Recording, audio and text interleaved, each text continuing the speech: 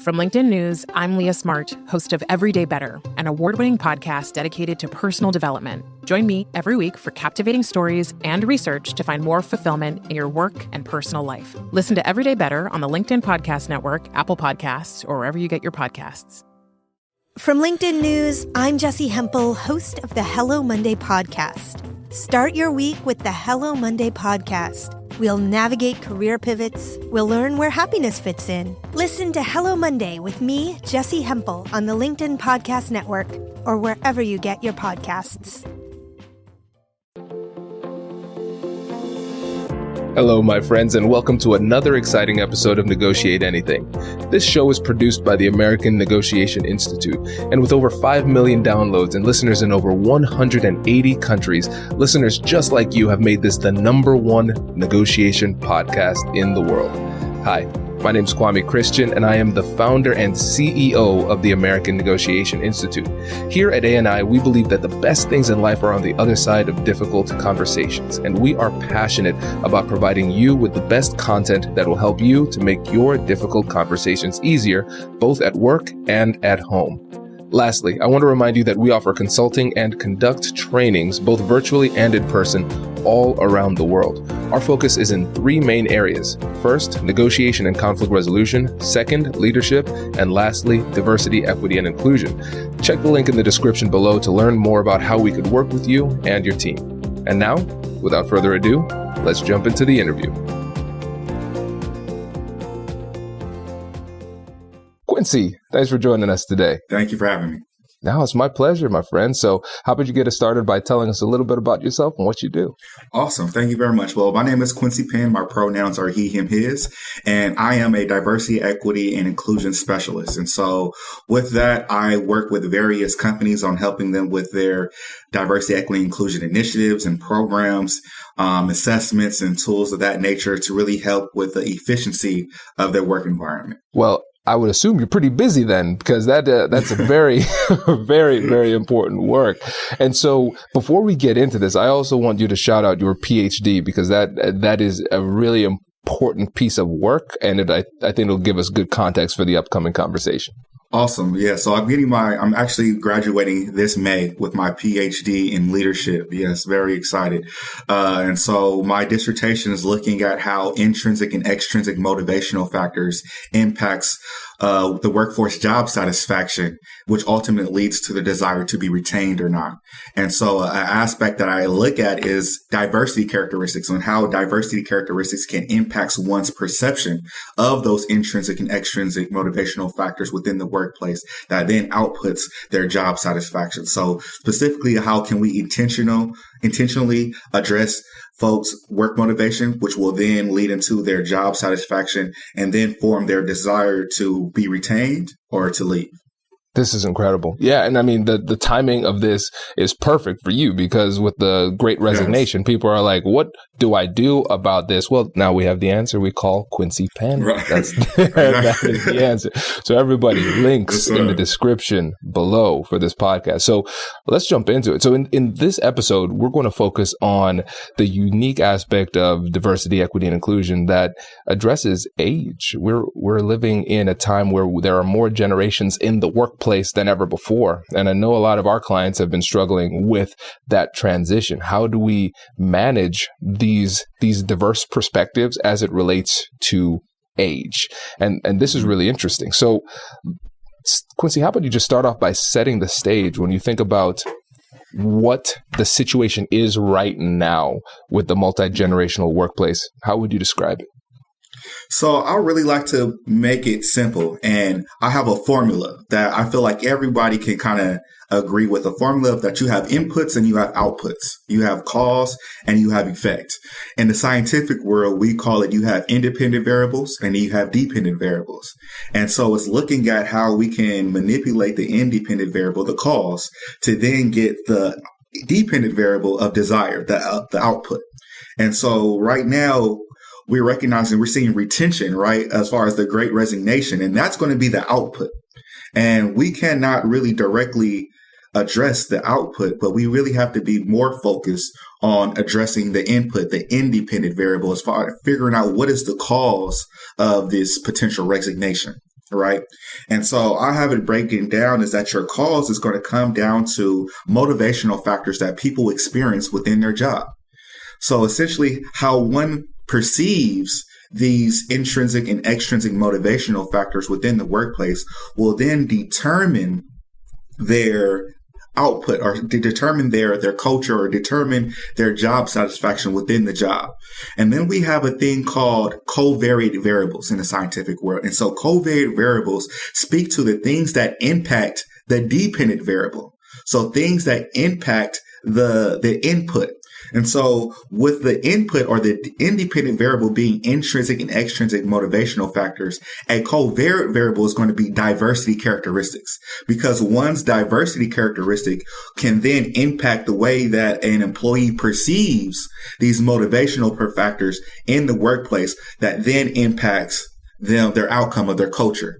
So we have various diversity characteristics, and one thing that we're talking about today is generation, so age. So it's looking at how can someone's age impact the way that they perceive those motivationals in the workplace, and understanding those nuances. And where the awareness that I try to educate people and to understand is how each of these generations have perceptions, and to educate leadership teams on those various perceptions of the motivational factors. So when we talk about a term like culture, right? It's so vague because everyone can have their own definition of what culture is. And so having this vague idea of what culture is then gives you a lot of vague independent variables. So you have a lot of vague inputs because of the output is so vague. And so for us to be able to define clearly and be intentional about how we want to address these inequities or these challenges, we have to be able to clearly define what we identify as culture. And then that will allow us to identify what we identify as the independent variables or the motivational factors within the workplace.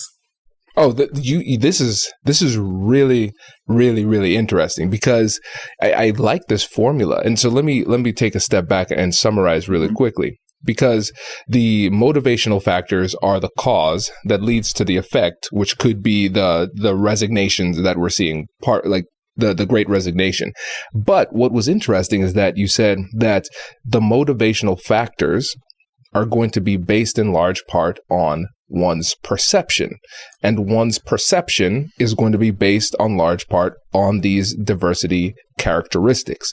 And so in this case, we're focusing on age or generational differences, but your diversity characteristics, I'm assuming, you correct me if I'm wrong on this, Quincy, it seems like these diversity characteristics could be literally anything. And so anything that we use to self-identify will impact how we perceive these situations, which will impact our motivational factors, which will have a significant impact on whether or not we want to stay in our position. 100%. 100%. And so the key is then being able to break down these covariate variables or these diversity characteristics, and being able to understand how these diversity characteristics impacts people differently. And as we can understand how everyone is being impacted differently, then we can be more aware of how we can address everybody's needs, right? And that's what equity is. Yeah, this is great. And so essentially, when it comes to how we're defining equity here, it's first getting an understanding of what people need and why, and then then addressing each person's individual needs differently based on those things. This is great. And I think really what it comes down to, which is what it often comes down to with human connection and conversation and communication in general, it's empathy, trying to take some time to figure out how everybody sees, thinks, and feels about the situation. And if we layer our approach to empathizing with other people with this in mind, then we're not just going to look at people in a general sense. It actually helps us to see different, I guess, stratifications of humanity in different ways, right? Yes. So we can see things in a little bit deeper and in a bit more nuanced way. So it's not just, all right, I'm looking at Quincy, all right, this is how Quincy feels, but now I'm going to consider, all right, considering again the multi-generational workplace, how does Quincy's age impact how he feels? Okay. And I'm going to consider that as I'm empathizing in order to make sure that I can treat him the way that he wants to be treated, which is really the foundation of respect. 100%. 100%. So then it goes down to the next step will be identifying or being able to define generations, right? How can we define and break up these age groups so that way we can better dive into the nuances of the differences within these age groups? And so the term generation is a term that, you have scientists on both sides of the coin who say it's something that's real and it's something that's a myth, right? You have some people who believe that generation, that there's a tie to being raised or being born within a certain time frame along with other people because of the culture of society during that point of time. That's, of course, is going to have an impact on your experiences, and that experiences create your personality and it creates your perspective. And so that's the tie to how one side of the coin feels that generations are a real thing because the time period that you grow up in is going to generate or is going to evolve the type of person you are, the way you think and things of that nature. On the other side of the coin, you have people who feel like generation was just a term coined by marketing agencies to then target certain groups. And this was their way of how to target certain groups, and that there's no real tie to a generation itself, and that believing that it comes from more of a human development standpoint, which states that we all are going to go through the same human development stages. And within those stages, we're going to have the same thoughts. So it doesn't matter between someone who's 20 or someone who's 60. Everybody's going to have the same thoughts when they're 20 years old. Everyone's going to have the same beliefs when they're 20 years old. And that's the human development belief of generations, is that no matter where you are and what stage in life you're in, you're going to have a specific personality traits that are going to be geared to that stage of development. And so that's the kind of the two coincides to generations. Okay, so all right, Quincy, listen, I'm going to push you here. I'm going to push you to publicly pick a side. Does your company invest in professional development training? If you believe that your team would benefit from a negotiation workshop, all you need to do is go to our website, fill out the workshop request form, and then we'll set up a time to chat. These workshops are completely customizable, and we've done them all around the country. Negotiation and conflict resolution skills are beneficial across all professions, but they're especially useful in procurement, purchasing, sales, sourcing, and contract management. Our calendar is filling up quickly, and we even have some workshops scheduled for next year. If you think you might want one, I'd suggest reaching out soon so you don't miss out. Check out the link in the description to learn more. And now, back to the show.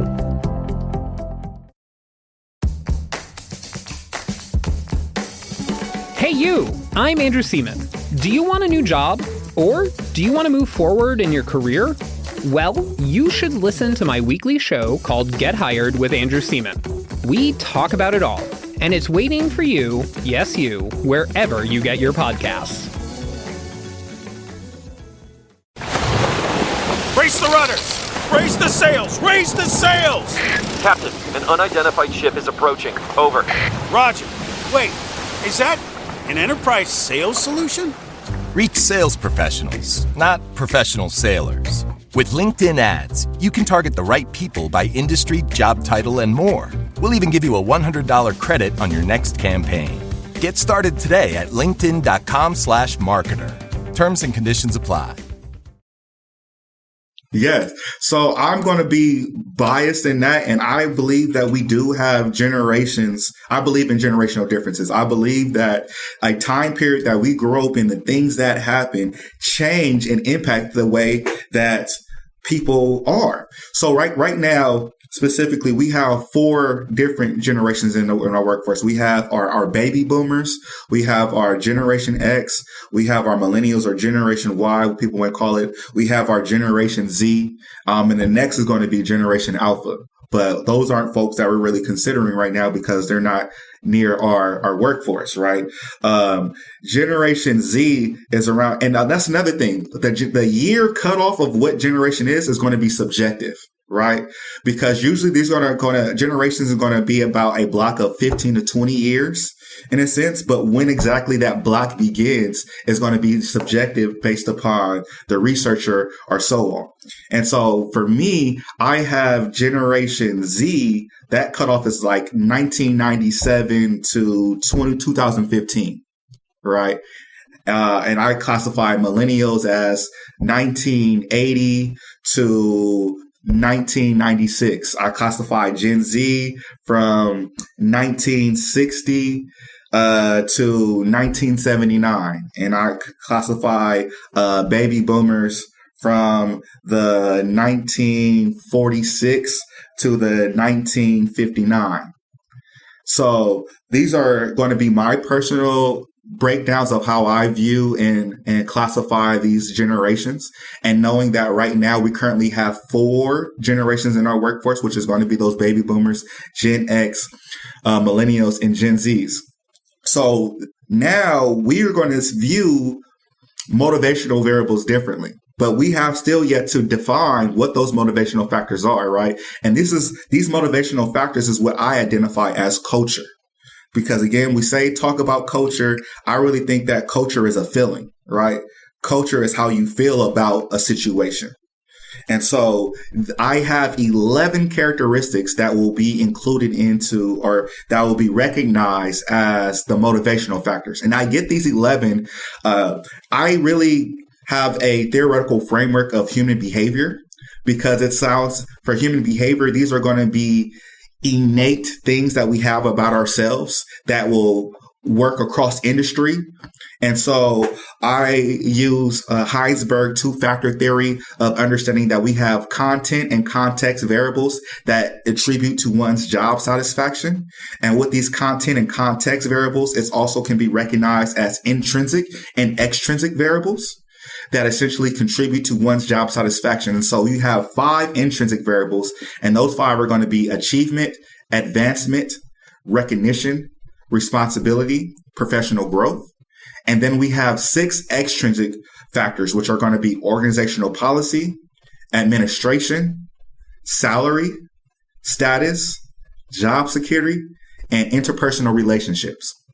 So all 11 of these characteristics are then going to need to be defined, right? Because even with these 11 characteristics, they can have different perceptions. And again, we're talking about people's perception. This is how we measure progression. This is how we measure culture, is because we're measuring folks' perception on their culture that they're experiencing, right? And so with these 11 characteristics, we have to recognize that folks can have various perception of these 11 characteristics. So it's up to us, or it's up to the leaders, to then define how, as an organization, do we want to define each of these 11 characteristics, so that way we can be knowledgeable of how we plan to impact these 11 characteristics. This is how we get intentional. And so with these 11 characteristics, how I first like to do is I'll first like to have a baseline assessment. How do people currently feel about these 11 characteristics? Right. And so with these 11 characteristics, I have a breakdown of 3 questions that will then be asking three questions that will be assessing different perspectives of each intrinsic and extrinsic variable. So if we have 11 intrinsic and extrinsic variables, and then we have 3 questions per intrinsic and extrinsic variable, then that means we have a total of 33 assessment questions. And that's going to be the 3 times 11. So we have 33 assessment questions. Go ahead. This is so cool.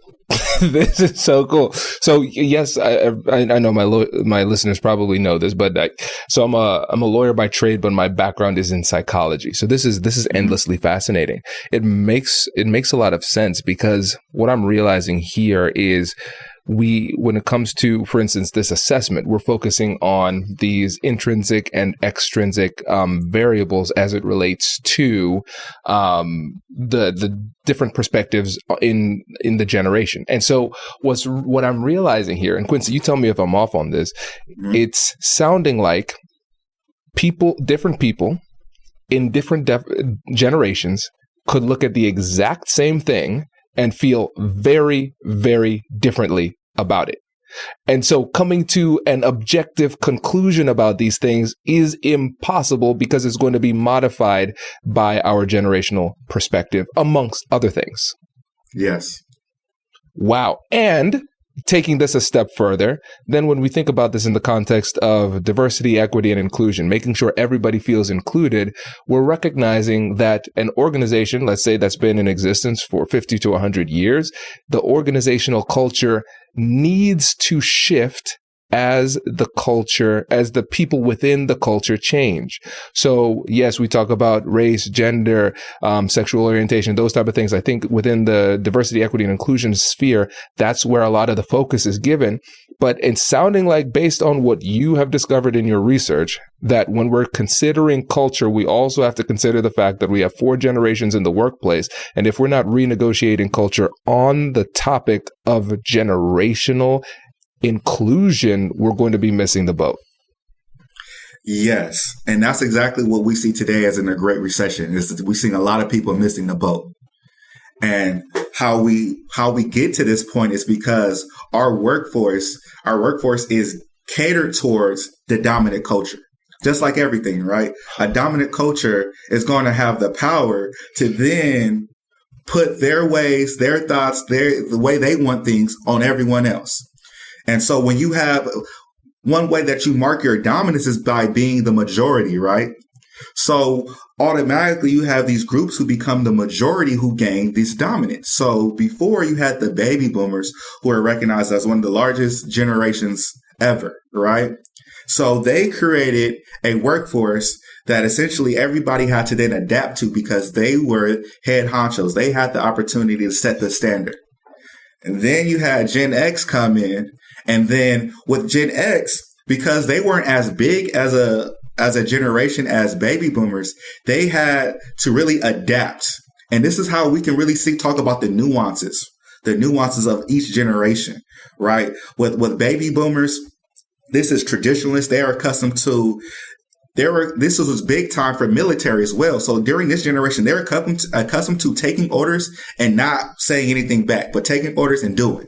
They do what they're told. They get the time off with no pushback, right? Because that can be seen as a sign of disrespect or not respecting the leadership. Whereas then we get to a Gen X. Gen X is learned as the latchkey kids. And they started to have this, they created this culture of being able to do things on their own. And being able to do things differently than how other people have done it. The Gen X culture is one of the first generations to experience dual family incomes or having both of their parents work. And so that impacted the way that they see and view what they believe that they should be doing.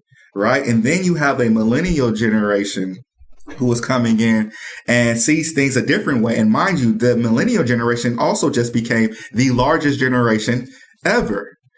And then guess what happened starting in 2018? They became the largest generation in the workforce, right? And so now we have also this Gen Z who is emerging, who's also taking from a lot of the millennial culture, because of course with the millennial culture, that's when social media was introduced. Now everything is social media, everything is virtual. So it's like you have to keep up with these times, right? Where you have Gen Z, they grew up in this. It's natural to them. So if you're a company that doesn't have social media, then you're going to be obsolete to that audience, right? So it's understanding these nuances that we have within our workforce. And so the challenge that we have is the transition of power from going from the Gen X and baby boomers to now the millennial and Gen Zers. And the challenge that we have is that it is widely recognized that people are in their professional prime at the age of 40 to 45 is what's believed that people are in their professional prime. So you have a lot of these companies. Guess who their target employees were? They were going to be people in their 40s and 55.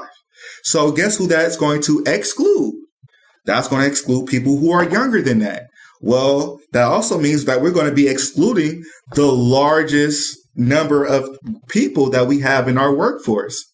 So one thing I recognize in my research, and this is the funny part, out of the 11 motivational factors, my research has shown that there is a significant difference between the perception of Gen X and millennial, specifically millennial professionals, in all 11 motivational factors. All 11. Significant difference. Not a little difference, a significant difference. And another thing that was tied to that is there was no signs of significant differences between baby boomers and millennials and Gen Z. There were some significant differences between Gen X and some Gen Z in about 4 or 5 different variables. But it was striking that in all 11, it was only Gen X and millennial who was like oil and water in what they want and in their perceptions of these 11 intrinsic and extrinsic motivational factors. So it just makes sense if we have in the masses that companies and organizations are creating their work environments to attract these Gen X professionals, that may not be what's attractive to our millennial and Gen Z professionals. So therefore we see high turnover because with those generations, they're not staying in a way that they don't want to. They don't have loyalty to people who they don't feel like are loyal to them. And so they're going to leave. Without hesitation, without thinking twice. It don't matter if they've been there for a week or 2 years. They're going to move on until they find something they like. And they will continue to move on until they find an environment that attracts them. And one thing that I find very interesting with this is that we can see this trend in a lot of industries that are big time money industries, where the way you engage with your staff is going to be imperative. One thing I really see this in sports. You see now in sports, teams try to hire these younger coaches or these coaches who have better relationships with the youth or with younger athletes because they recognize that, oh, well, you got to communicate to this younger generation or you got to communicate to these new athletes differently than the way you used to do it the old school way, right? The reason why they're making this transition is because it's billions of dollars on the line to produce a good team. Right. And so what you can do is afford to get a coach who's like, well, I'm not going to teach it the way that they want it. I'm going to teach it the way that I grew up in being taught it. Right. You can't do that because it's billions of dollars on the line. And so you have to change your ways. That's going to be most conducive to your end goal, which is going to be retention, getting people to perform at their best of their ability. Right. And so we can see it in these other industries, even like the tech industry.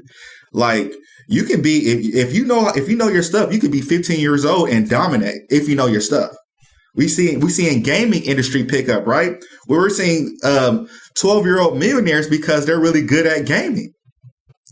Like these are the things that are coming in our age and that we are seeing that we're being slow to adapt to because we want to feel like, well, you know. And I'm 100% about, respecting our elders and respecting the things that come before us.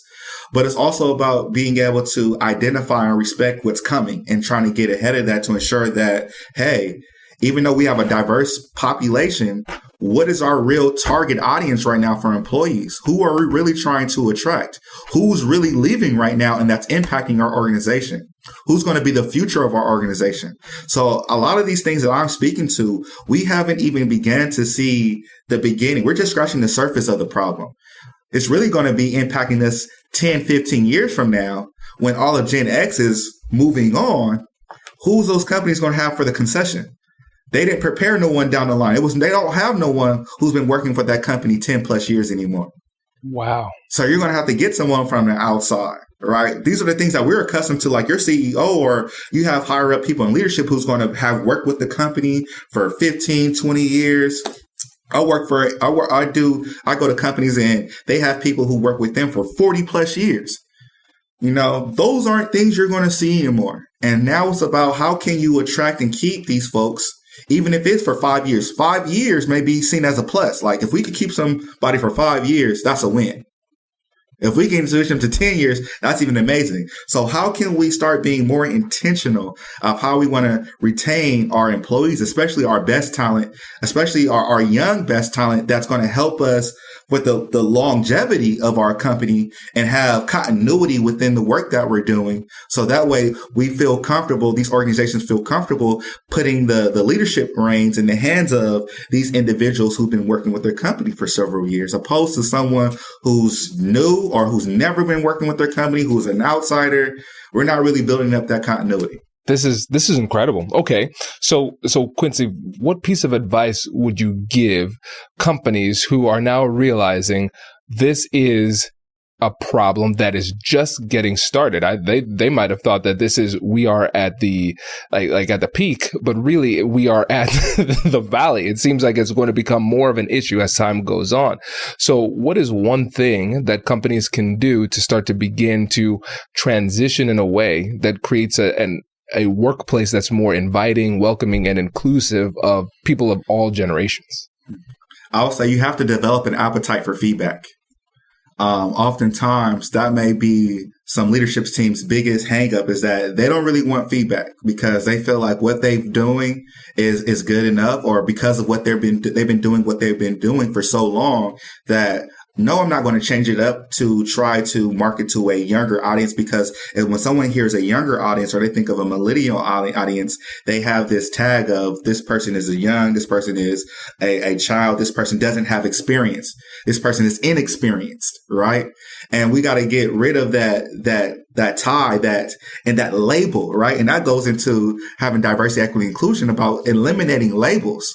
Don't look at someone. And the crazy part is we see our baby boomers who are experiencing the same thing, but just on the other end, because now instead of like millennials who may be perceived as inexperienced or too young, baby boomers are being seen as too old, or they don't have it no more, or we need to take it out of their hands because they just don't know the new ways, right? So we put all this attention to this dominant group, right, which right now happens to be the Gen X population, because they fit within that prime professional age range of 40 to 55. And so if we have an appetite for feedback, we can then be searching for ways to gain feedback from these different groups. So that way we can be knowledgeable of how they feel, and then be able to address those needs in those areas. And that's why it's so important for needs assessments. That's why it's so important for having assessments to create a baseline understanding of where you are as an organization. So now you can be intentional about what you do to impact it, opposed to just trying all these various things that you hear other people doing, putting in bonuses. Oh, you can do this type of work. You know what I mean? But they just try to do anything and everything in hopes that this is what's going to retain someone. But meanwhile, you're just wasting a lot of resources because you don't even know what you're trying to change. And then two, you don't know what you're doing is what they want. You know? Wow. A good example that I like to tell people that I found in my studies is one of the 11 motivational factors that a lot of companies can identify as potential barrier or a challenge for employees and their job satisfaction is going to be salary, right? Salary is going to be huge. And oftentimes people feel like, well, if I increase someone's salary, then they'll be happier, or people are unhappy because they don't have a high enough salary, right? And so what they try to do to combat that is, well, we are going to give them these bonuses, or we're going to give them these stay on bonuses, or these signing bonuses and things of that nature. And then we feel like if we give them this, then they're going to stay. And that's going to be our investment in return. But as I said, these characteristics, these motivational factors have to have multiple perspectives, right? And so I've broken down salary into 3 different perspectives.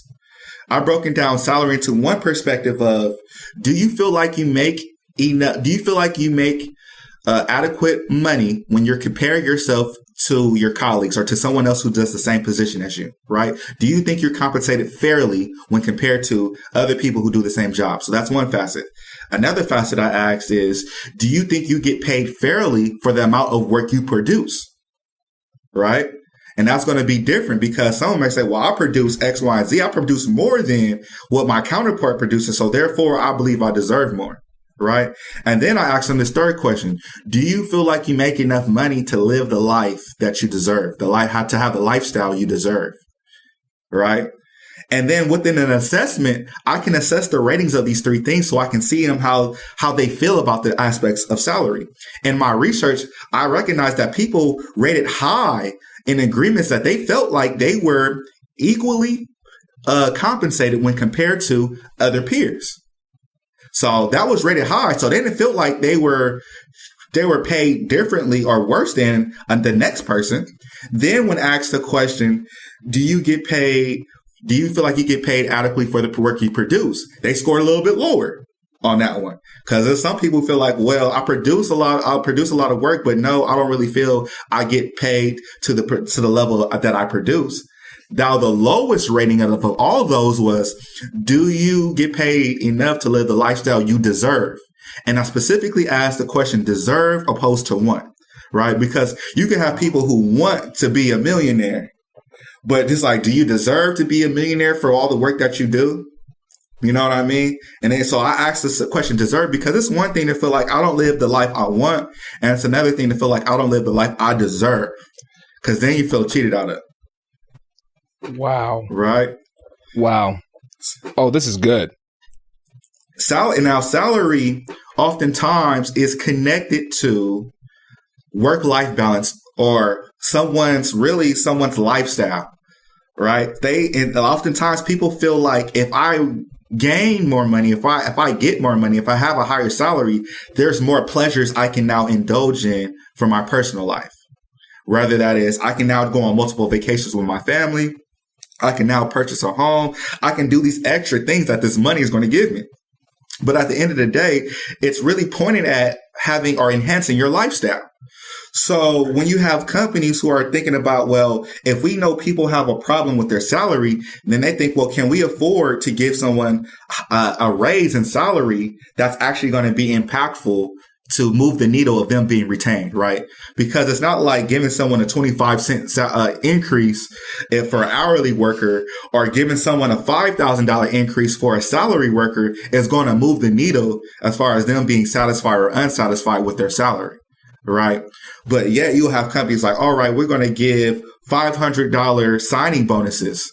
But then you will count this up compared to all the different employees you have that you're going to be issuing out. That's going to be a lot of money compared to if we can find ways that we can enhance someone's life. That can also impact how they feel about their salary. So you see companies do these perks where they will like, we'll pay for your gym membership, or we'll pay for this type of membership, or we'll give you $100 wellness perk every single month, right? So now someone is getting this money or this perk that they can then use to enhance their life or their lifestyle, which can then add to them feeling better about their salary because we now take up for that. And so for companies who want to have a better scale, it's going to be a lot cheaper for you to give your employees or offer, not even give, to offer your employees $100 or $150 monthly perk to then take up to do your membership, opposed to trying to give that person a $3,000 or $5,000 or really a $15,000 to $20,000 raise to really help them push that needle forward. So save the money. Wow. Okay, so let's back this up. So essentially, what you're saying is that a lot of times companies will realize that there is a problem, and they will say, okay, there's a problem in the output, the conclusion, and so they would say, all right, I will change this or that or this to solve for that problem. But if they don't do the research and they don't do the assessment and figure out what the problem really is, then they're going to be trying to solve for the wrong problem. And so they could spend way more money solving the wrong thing and then still have the same problems, but a lot less money. Unreal. Okay, this is mind blowing. This is crazy. This is crazy. And there we go. Our first episode on the multi-generational workplace, and my head exploded. Right. Quick stat for you. I got a quick stat for you. Our country as a whole spends over $30 billion in rehiring annually. Our nation, our country spends over $30 billion annually in rehiring. Just imagine if companies would invest 10% of that into perk programs. You help with retention and you save money. If I don't know a company who will be down for that, then I don't know what they want to do there. Wow. This is Quincy. My goodness, this is great. I really appreciate this. Before you go, let the listeners know about your company and how they can get in touch with you. Definitely. So I have Quincey & Associates Global. People have questions, we have answers, and that is my workforce development agency where I provide leadership training, diversity, equity, and inclusion training, and assessment tools for companies and leadership teams to be able to assess and grow their awareness around diversity, equity, and inclusion and leadership, but really about getting the most out of their employees. And that's what Q&A is really about, getting the most out of employees. And so I would love to put I don't know if I could put my email and contact information in the chat or have that be attached, but I'd love to do so. You can reach me at Quincey, QUINCEY, Penn, PENN @gmail.com, or you can reach me at QANDA global @.com as well for emails as well. Fantastic. So, everybody, we're going to put links in the description of the podcast episode for all of those. And Quincey, I really appreciate it, man. Thank you. My pleasure. Thank you for having me on. It's been a pleasure. Congratulations! You've just joined an elite club. By listening to a full episode, you're now officially on the Negotiate Anything team. So welcome aboard. What most team members do is they subscribe to the podcast because that allows them to automatically get the latest episodes of the show. The best things in life lie on the other side of difficult conversations.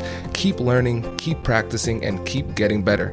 Your relationships will improve, your career will soar, and you'll have the confidence you need to get the most out of these crucial conversations. Again, thank you for joining the team. We're excited to have you, and I will see you in the next episode. I'll catch you later.